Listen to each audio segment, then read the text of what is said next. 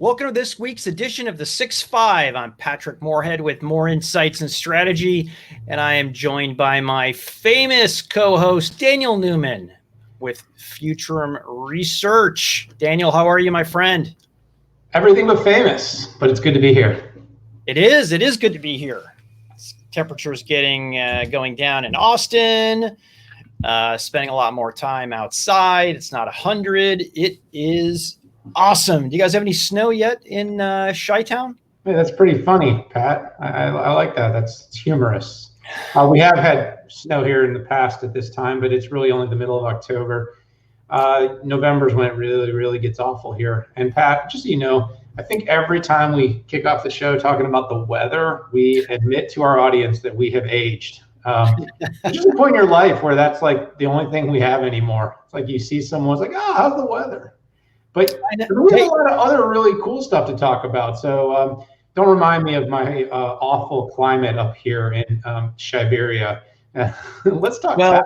You know, Daniel, we kind of moved to the weather after we can't talk about our travels anymore, but it's only a danger sign when we start talking about our health. That's when you know we're getting old. But let's jump into that. And just a reminder, the 6-5 are 6 handpicked topics for 5 minutes each.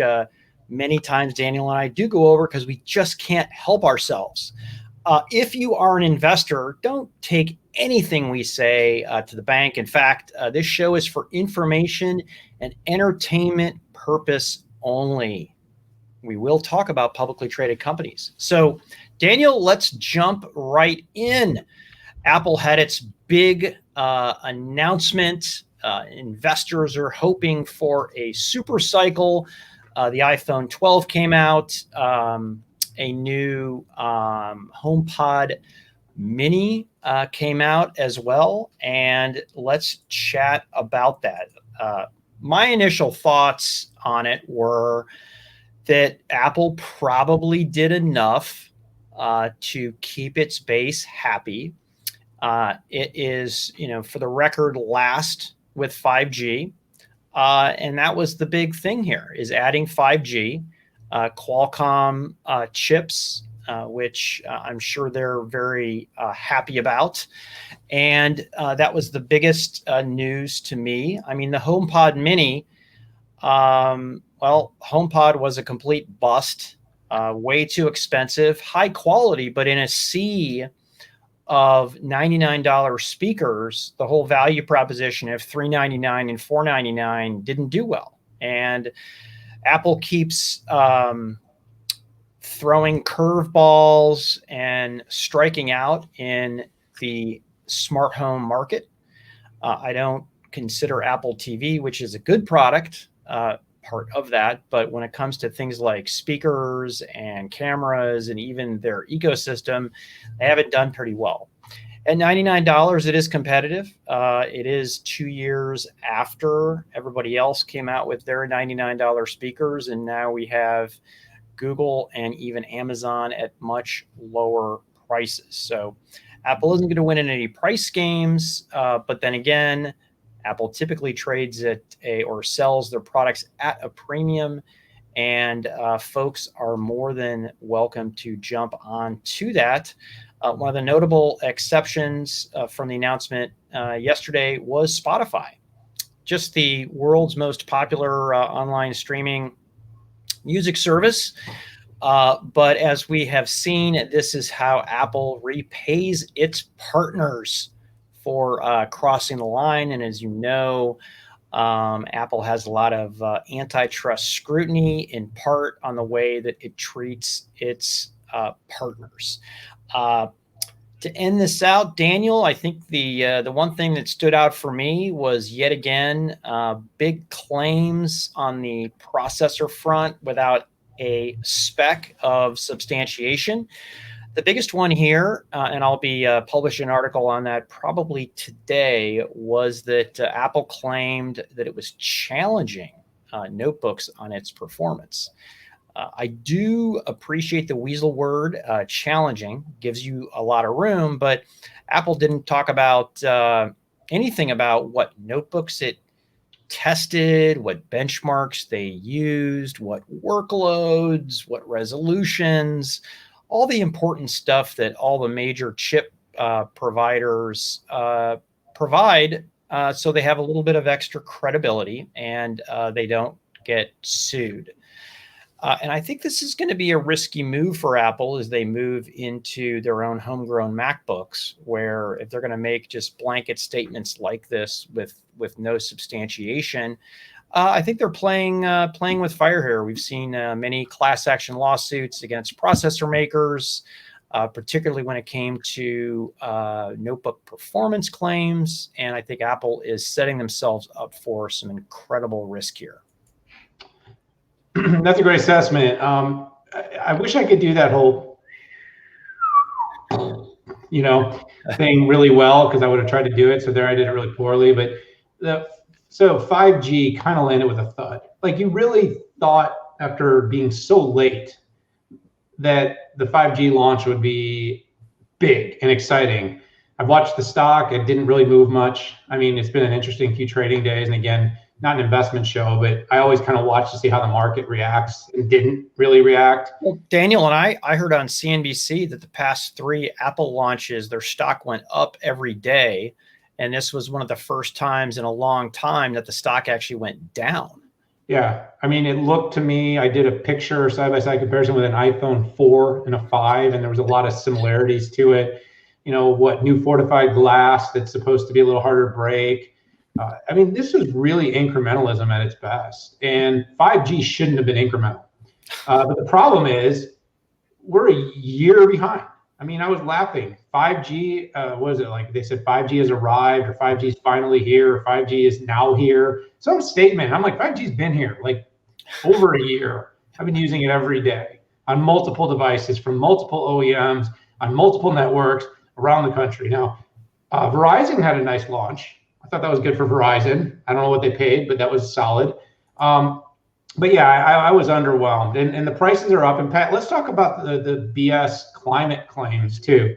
I was really sort of perturbed about the whole, we're going to take your cable and headphones away because we want to do the earth well. Now, granted, I might be able to give some credence to the headphones thing. A lot of people do have wireless now, or they want to sell more. But Apple makes a fortune selling these connectors, the mag, and now the typical lightning cable for charging. Nobody has one of these things. You get a new one with every phone because you need like 50 of them. You need 50 of them for 2 reasons. One is they get lost, they get misplaced, and they fray after like 3 months of legit use. So this is a profit thing. I mean, does it help the earth? Yeah, if nobody actually drives to the store and buys a cable, then maybe it does, but I don't know, Pat. That claim to me was absurd. I get where it's coming from. I get that the company needs to compete with Amazon, who's made massive forays into climate, Microsoft, and because as you mentioned, Pat, with the notebooks, Surface is innovating, breaking things, changing things, developing new products that are exciting, everything from the Surface Duo and the Neo to their laptops. And now, and they've already, by the way, done the Qualcomm ARM chip. They did this long. So everything's just someone else's thing. And that's not Apple's DNA. So look, I'm being a little critical, Pat, but Apple isn't Apple anymore. If Apple's just doing what everyone else is doing a year later, at least it used to be a year later and legitimately, markedly better. Now it's like a year later and it's like, now I need to do my best sleeping impression. I could have slept through that thing. Well, having said that, I'll probably use a 5G iPhone and at least as one of my devices, and Apple knows that, and that's part of why they really don't even have to try sometimes. It is. And Daniel, thank you. Gosh, I thought I had exhausted all the topics, and you just proved that there was a lot. I did throw up a little bit in my mouth when they talked about the environment. Like, how about making smartphones that last 5 to 7 years? Wouldn't that be the best thing you could possibly do for the environment? How about easier to recycle designs? Because right now, and I had the chance to see Apple's robot here in Austin that disassembles iPhones, but not everybody has the robot, and it's just not happening. So yeah, it was a joke. And listen, Apple's going to keep incrementing its way, making unsubstantiated claims until it impacts their business, and it's not doing that right now. So let's jump to the next topic here. I think we've exhausted the Apple launch. IBM announced a major split of their business last week. Yeah, absolutely, Pat. We saw Arvind Krishna on every major network last week in the morning, and it was big news. It was breaking news. IBM is a company that has struggled to show continuous growth quarter over quarter, especially on the top line, and that has definitely kept the investors to some extent at bay. But that doesn't mean it's not an interesting company. It's actually a very interesting company that's doing some very important work in the cloud, in quantum, in systems, even in mainframe. I know, listen, but has had parts of its business, large $20 billion parts of its business that are absolutely in a zero growth opportunity right now. And that's what this split has essentially done. The company's going to split off by the end of next year is the ambition, create two companies, a new co that's going to be its managed infrastructure services unit. This is going to be a managed business. It's part of GTS. It's a nearly $20 billion annual revenue, but it's a part of the company that's had literally no growth. And in fact, it's had some declines over the past several quarters.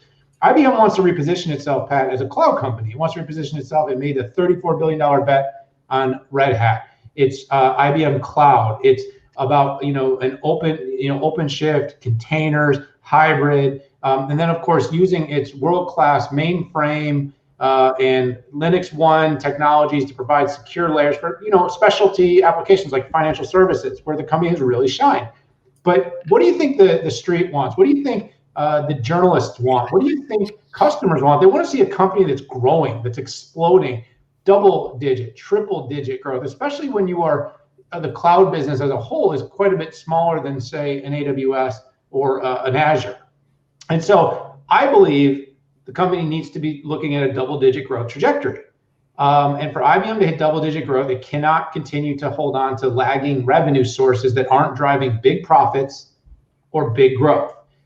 So now with this spin-off, the company can really turn its focus to identifying itself as this more future-facing, innovative firm that is changing the world through cloud. And that's what it's going to try to do. And so, as far as I see it, it's a very strategic move. It's a great way for the company to provide more value to its shareholders while concurrently being able to narrow its focus to growing the cloud business. Because even the growth it's seen in cloud, which has been respectable, 20%, 10% with Red Hat, with its public cloud, with hybrid offerings, it's got its cloud packs, and then of course, you see the cyclical waves of Z and mainframe and systems. But at the same time, Pat, I don't think anything less than 10% overall growth is going to start to really get those headlines that IBM is on this new trajectory, on a new plane. And that's what I think the company sees as the opportunity here. And also, I'll just make one last note, and I want to turn over to you, trying to go faster, Pat, because I know we got a lot of topics. But the company's made a lot of moves in AI. It's making a lot of moves in quantum. Do not mistake, those are not in isolation of cloud. This hybrid cloud company concept is not saying we're just a cloud company focused all on cloud and cloud infrastructure. We're talking about SaaS layer, PaaS layer, IaaS layer. We're talking about applications that can be deployed in cloud. So AI is a big part of that. We're talking about simulation and the opportunity to deploy its Watson and its IBM quantum technologies. This is all part of the full story. And it even, like I said earlier, goes all the way back to the mainframe, which is part of the cloud story because of hyper-protect services and different layers that the company has added that connects your public cloud, your private clouds, and your hybrid and on-prem services. So strong move, Pat. I think the company needed to do something like this to spark a fire for growth. People want to see growth. People want headlines like $40 billion acquisition of ARM. They want triple-digit growth, double-digit growth, high double-digit growth like you see from AWS, Microsoft, and Google in the cloud.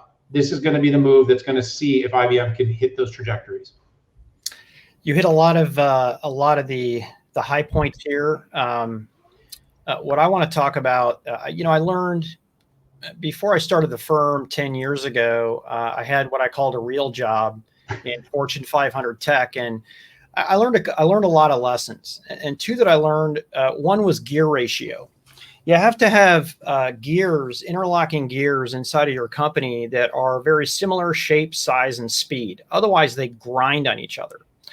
The business that IBM is getting out of was a slower gear for sure, and they really needed to be focused on things like automation. Where, I'll call this the new IBM. It needs to be a much faster gear and cranking out product level innovations left and right. So I like it from a gear ratio perspective. And the second one was sometimes to get something, Daniel, you have to give up something. And if IBM wants to be looked at as a cloud leader, they need to give up something. And in this case, the managed services IT infrastructure group. And I think you did a great job covering it. Both you and I had the chance to chat with their president, Jim Whitehurst, to get a really good download on that. Let's move to the next topic. And that is that there is a rumor that AMD is going to acquire Xilinx for an eye-popping $30 billion. Daniel, you talked about big swings, $40 billion NVIDIA ARM. Well, here is AMD. So AMD is currently valued at over $100 billion. And investors are looking to its organic growth to be able to drive that. And AMD right now is on very solid footing in the PC market and in the data center CPU market.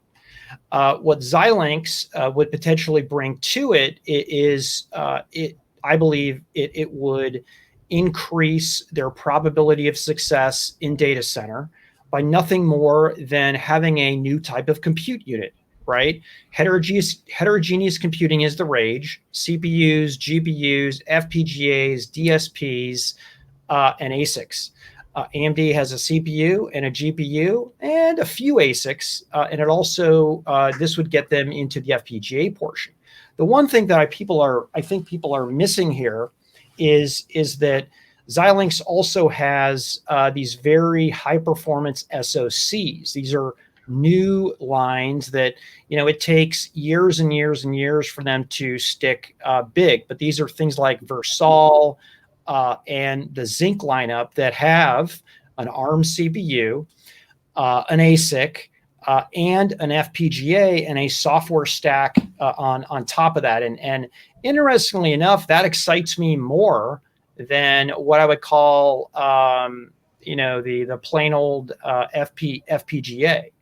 As we know from talking to Jim Anderson over at Lattice, these businesses can be very sticky and long term. So we'll see what happens. Nobody is. We haven't heard a peep out of either company since they discussed it, but I think it looks good.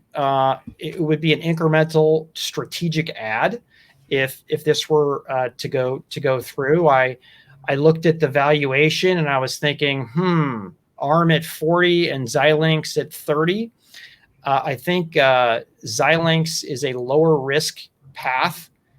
Because a lot of their valuation is based on the revenue that they have and margin structure they have today, as opposed to the 40 billion ARM that I think is based, pricing is based a little bit more on what NVIDIA could do with the company if they had it.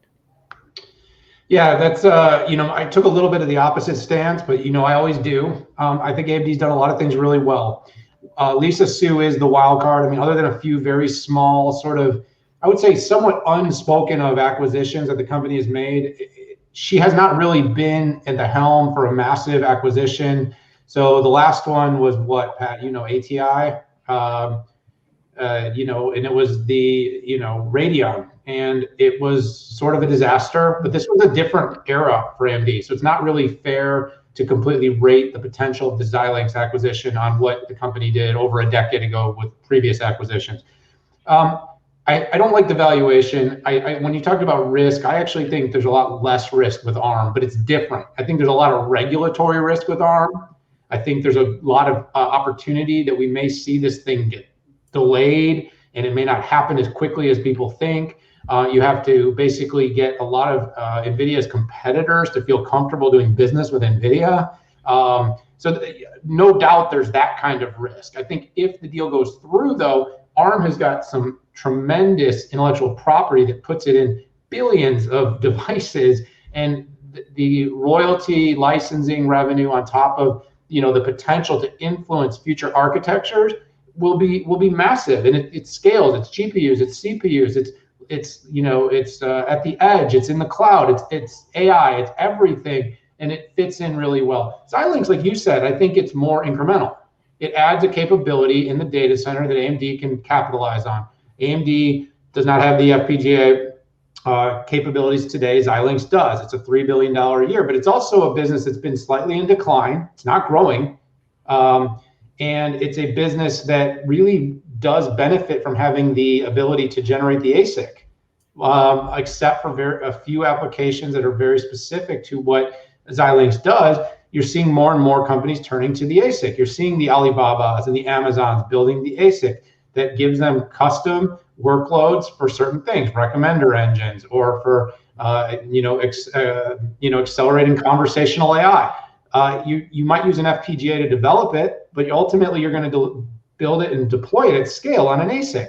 And so Intel has that all in-house. And so if this is a move to go after Intel, I think it gets the company part of the way there. Having said that, AMD, I'm more confident than I've ever been before that the company will do well with the acquisition. So I'm not saying it's a fail. I'm just not that excited about it. I think it's adding revenue. I would criticize Salesforce if it did the same thing through incrementalism. It's an incremental acquisition. I'm worried about the price. I haven't sat down and calculated what's right, but $40 billion for ARM versus $30 billion for Xilinx seems like one has a lot more upside and the other is a much more finite acquisition that maybe wouldn't be made if the stock price for AMD hadn't soared so much over the last couple of years. Well, I remember a couple of years ago, we were talking about Xilinx acquiring AMD, which, which just shows how nutty this market is. And I think that AMD, if they did go through with this, would need to explain the FPG to ASIC. I think the ACAP and SoC buffers them a little bit on that, though. So, Daniel, great analysis. Let's jump into our next topic, and that is the announcement of the Oracle Exadata X8M cloud service. You had a nice write-up on your website, and before we dive into this, Oracle is really had an incredible run, and I really had nothing good to say about Oracle the previous 9 years related to the cloud. And if you remember, Larry really kind of talked bad about the cloud and the notion of the cloud.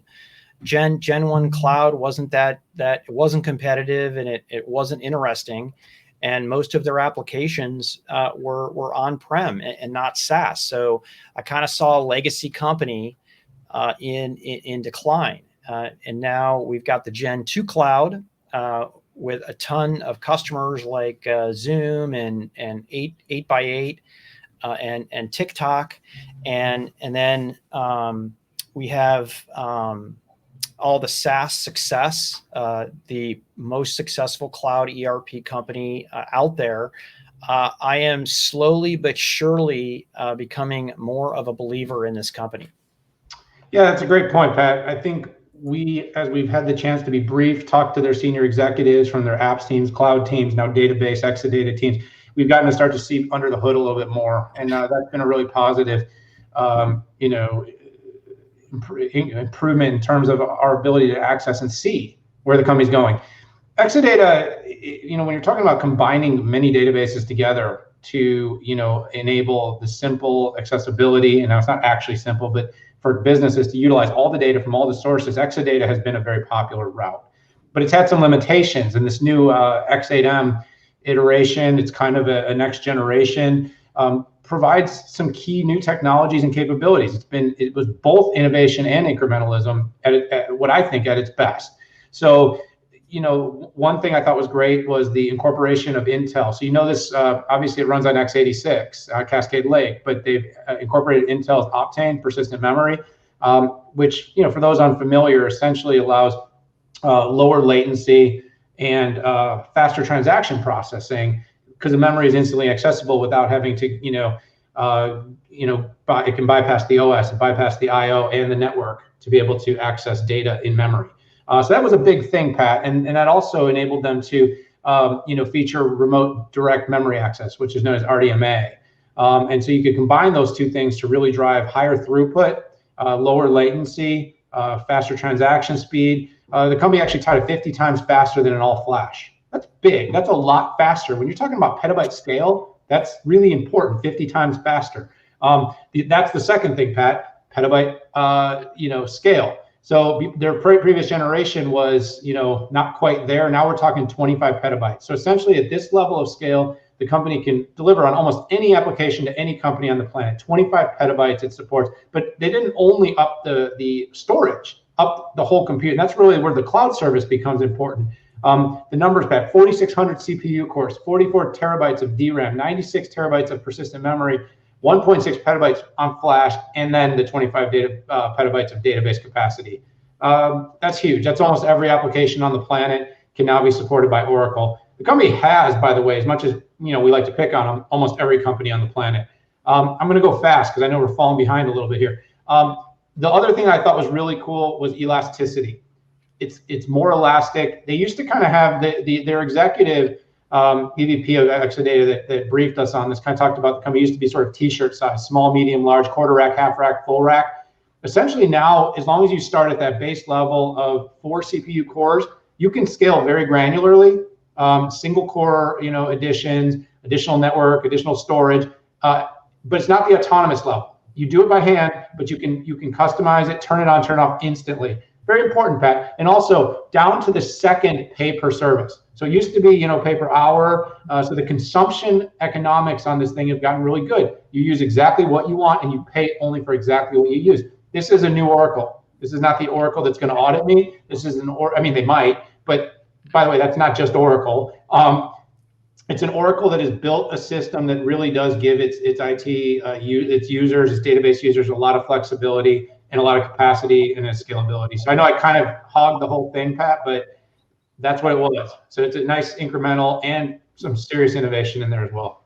Yeah, I just want to add that I am super impressed with RDMA and Rocky, and Moor Insights and Strategy analysts are a little geeky. And yes, we have written white papers on Rocky, and I think that matters. And essentially what that means is instant answers from applications that sit on top of your database. And I will leave it here, but I am impressed. That's super, super unique. Good call on Rocky. I missed that here, but yes, that was another important capability. All right. Yeah, so let's dive into the next topic here. And essentially, Twilio, leader in what I consider marketing cloud, acquiring a big CDP leader segment for $3.2 billion. Hey, it's not 30 or 40 billion, but these are much different types of companies. Yeah, stuff.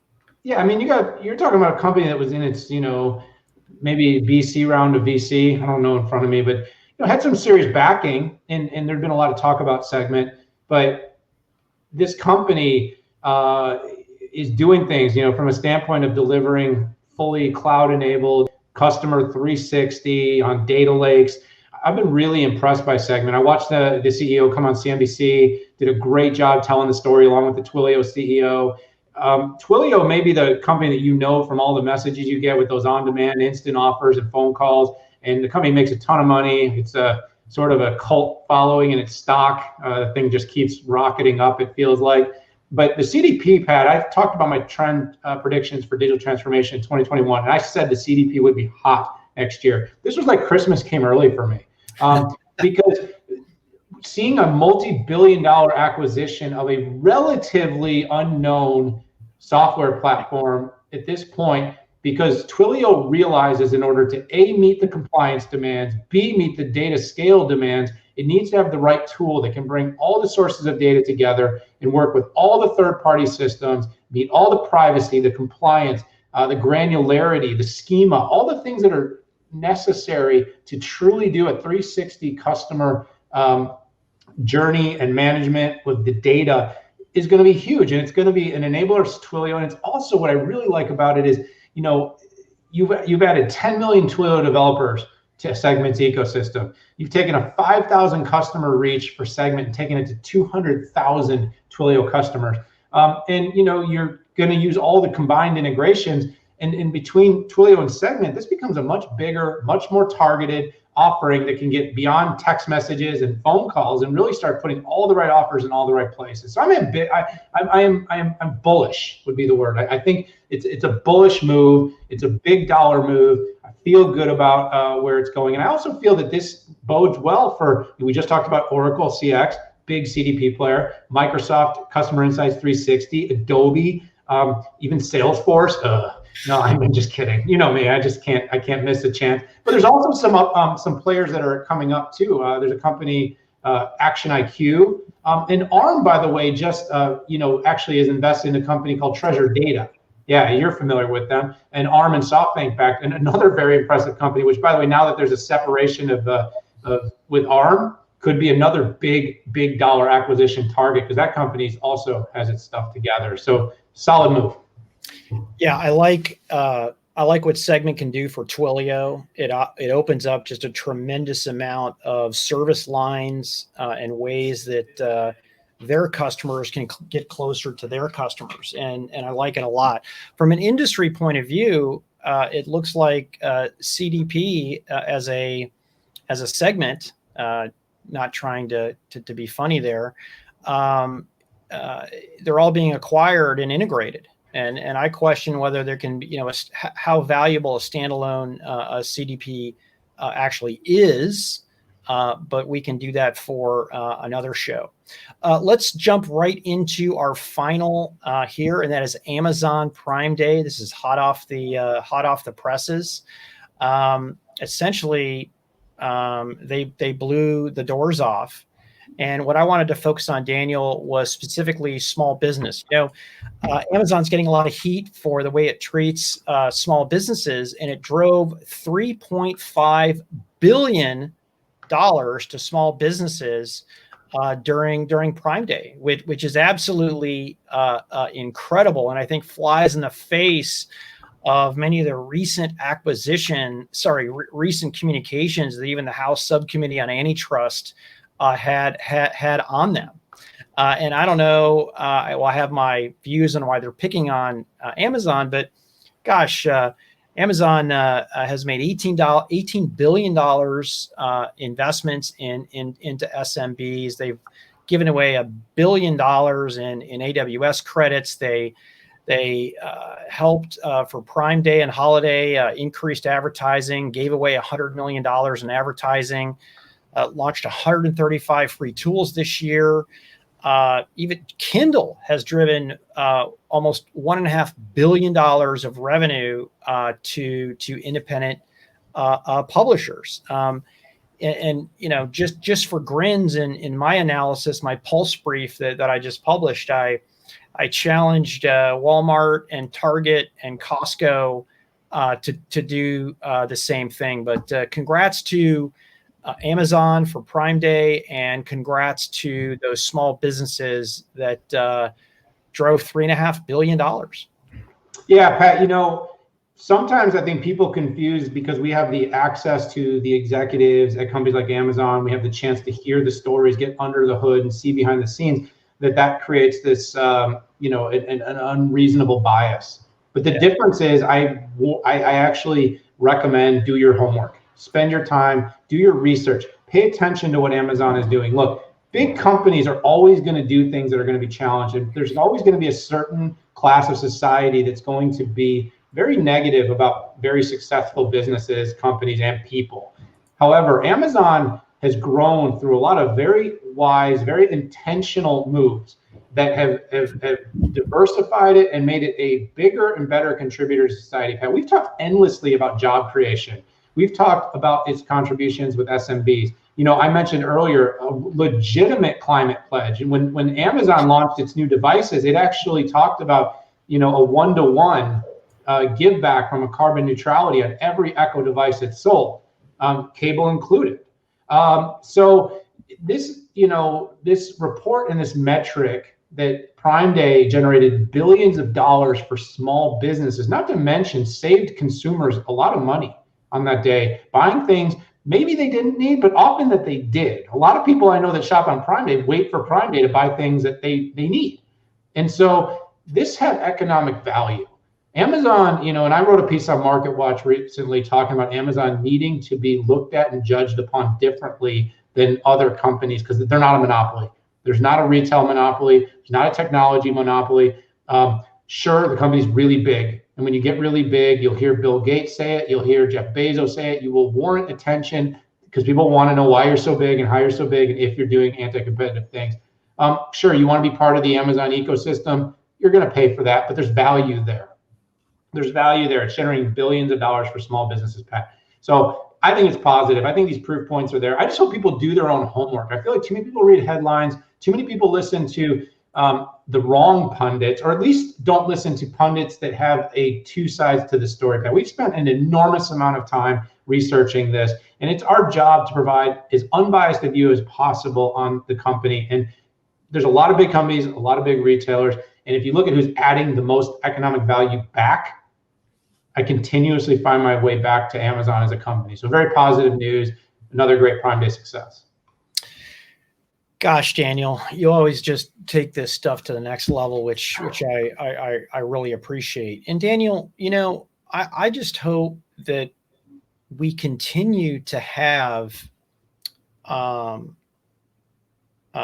people who innovate and take huge risks are rewarded.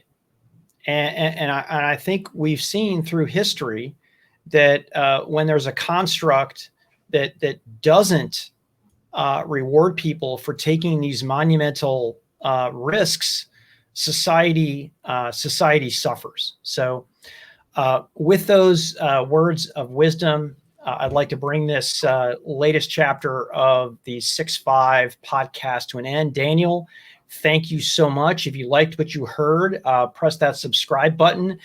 If you dislike what you've heard, send all complaints to Daniel on his Twitter feed. I'm sure he would appreciate that. My Twitter feed is at Patrick Moorhead. Thank you. And mine is at Daniel Newman UV. So with that, we're going to bring this chapter to a close. Thanks for hanging in there with us and have a great weekend. Bye, everyone.